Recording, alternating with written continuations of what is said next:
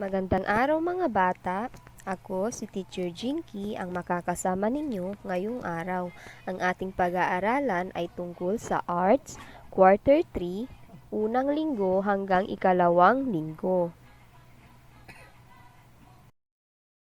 Ang pamagat ng ating pag-aaralan ay pagkakaiba-iba ng pagguhit, pagpinta at paglimbag. Layunin: inaasahan na sa pagtatapos ng module na ito, ang mga bata ay nalalaman ang pagkakaiba-iba ng pagguhit, pagpinta at paglimbag. Bago yan, atin munang balikan ang ating nakaraang aralin. Naaalala niyo pa ba ang ating nakaraang aralin? Kung ito ay naaalala pa ninyo, kunin ang inyong show me board at marker at sagutan natin ang mga sumusunod. Panuto: iguhit ang masayang muka kung ang larawan ay halimbawa ng landscape at malungkot na muka naman kung hindi. Handa na ba kayo? Unang bilang. Ito ba ay halimbawa ng landscape o hindi? Kung ang sagot mo ay masayang muka, tama ka! Ito ay halimbawa ng landscape. Ikalawang bilang. Ito ba ay halimbawa ng landscape o hindi? Kung ang sagot mo naman dito ay malungkot na muka, mahusay! Nakuha mo ang tamang sagot. Ikatlong bilang. Ito ba ay halimbawa ng landscape o hindi? Sa mga sumagot ng masayang muka, tama kayo mga bata, ito ay halimbawa ng landscape. Pang-apat na bilang. Ito ba ay halimbawa ng landscape o hindi? Tama! Ito ay halimbawa ng landscape. Kung ang sagot mo ay masayang muka, mahusay. At panghuli, ito ba ay halimbawa ng landscape o hindi?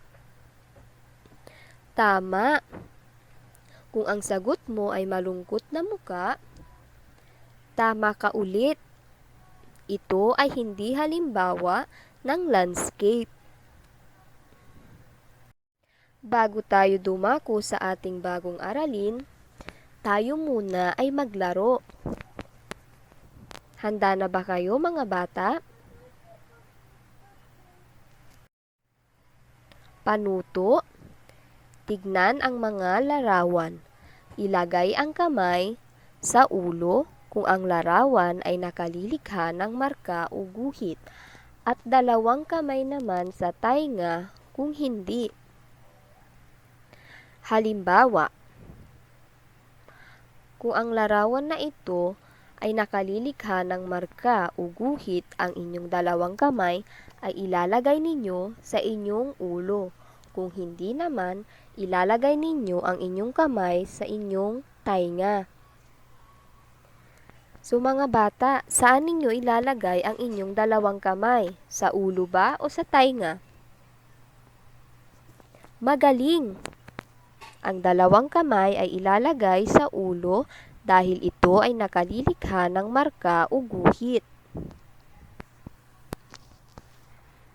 Para sa ating unang larawan, Crayola. Saan ilalagay ang dalawang kamay? Sa ulo ba o sa tainga? Mahusay mga bata! Ang dalawang kamay ay ilalagay sa ulo dahil ang Crayola ay nakalilikha ng marka o ng guhit. Ang sumunod naman kaya na larawan? Lapis. Magaling mga bata, halos lahat sa inyo inilagay ang dalawang kamay sa kani-kanilang ulo. Mahusay.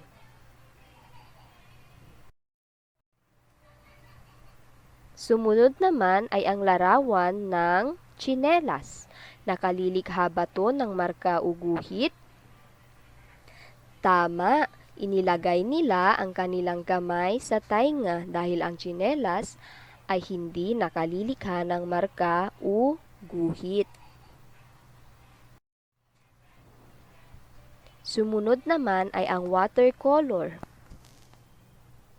Mahusay mga bata, ang dalawang kamay ay ilalagay sa ulo dahil ang watercolor ay nakalilikha ng marka o guhit. Sumunod naman, timba. Tama, ilalagay ang dalawang kamay sa tainga dahil ang timba ay hindi nakalilikha ng marka o guhit.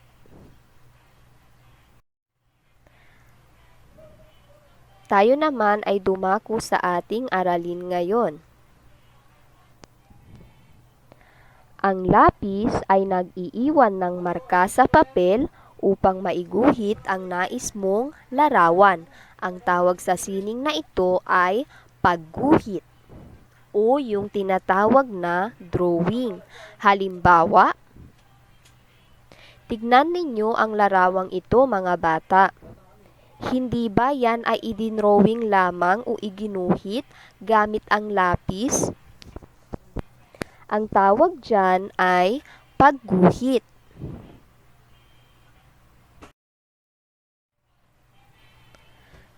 Kapag sinabi namang pagpinta, ito ay isang uri ng sining na ginagamitan ng iba't ibang pangkulay na bagay gaya ng pintura, watercolor, o iba pa. Halimbawa, tignan ninyo itong halimbawa natin kanina sa pagguhit. Kung yan ay ipipinta natin, ang kalalabasan niyan ay magiging ganito. Magiging mas makulay ang mga larawan. Dahil ang bata, ipininta niya ito, gumamit siya ng watercolor at ng paintbrush. Ang tawag sa uri ng sining na ito ay pagpipinta. Sumunod ay ang paglilimbag. Ang tawag sa sining na nag-iimprinta gamit ang iba't ibang bagay gaya ng dahon, gulay, mga prutas at iba pa. Ginagamit din maging ang mga palad o paa sa paglilimbag upang makagawa ng magandang sining.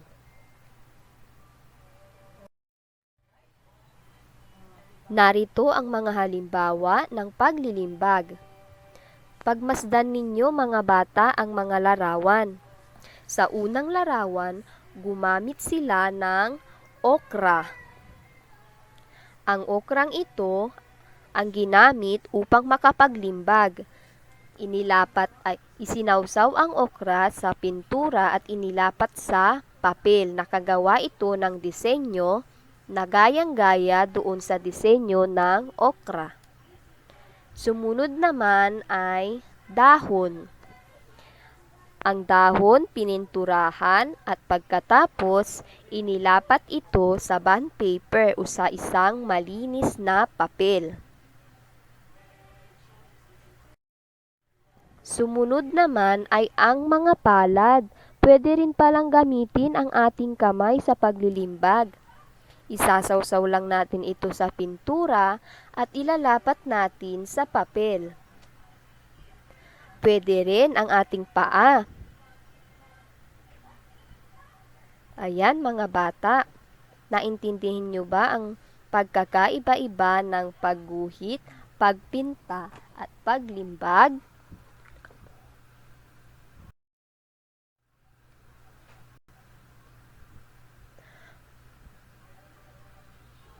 Kung talagang naintindihan ninyo, kumuha kayo ng malinis na papel at sagutan natin ang mga sumusunod. Panuto, Tukuyin kung ang pahayag ay halimbawa ng pagguhit, pagpinta o paglimbag. Isulat sa patlang ang PG kung ito ay pagguhit, PP kung ito ay pagpinta, at PL kung paglimbag. Unang bilang, paglikha ng larawan gamit ang lapis. Isulat ang PG, PP o kaya PL. Ikalawang bilang, pagkulay sa pader gamit ang pintura. Ito ba ay PG, pagguhit, PP, pagpinta o PL, paglimbag? Ikatlong bilang, pagsawsaw ng palad sa pintura at paglapat nito sa papel. PG ba ito, PP o PL? Sumunod naman, pagpintura ng dahon at paglapat nito sa papel. At ang panghuli, paggamit ng watercolor upang makagawa ng makulay na larawan. Okay, i-check natin ang inyong mga sagot, mga bata. Kung ang sagot mo sa unang bilang ay PG, tama ka. Ito ay halimbawa ng pagguhit. Kung sa ikalawang bilang ang sagot mo ay PP o pagpinta, mahusay. Sa ikatlo naman, kung ang sagot mo ay PL o paglimbag, tama. Sa pang-apat, kung ang sagot mo ay PL, tama ka ulit, ito ay paglimbag. At ang panghuli, kung ang sagot mo ay PP o pagpinta, magaling.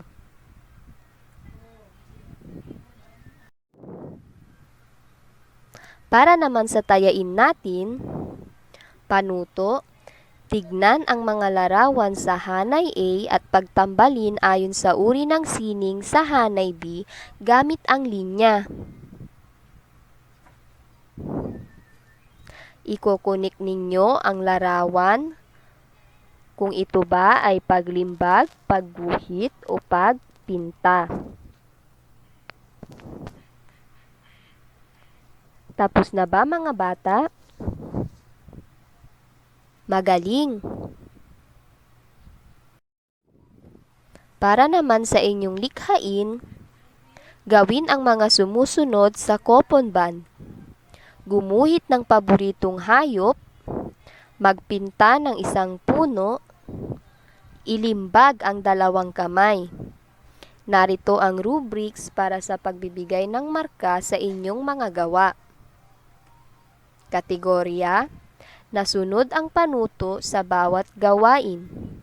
Maayos at malinis ang pagkakagawa, malikhaing paggawa, at naipasa ito sa takdang oras. Sa kabuuan, ito ay may 20 puntos. Pagkatapos ninyo itong gawin, ipasa ninyo ito sa inyong guro. Maraming salamat!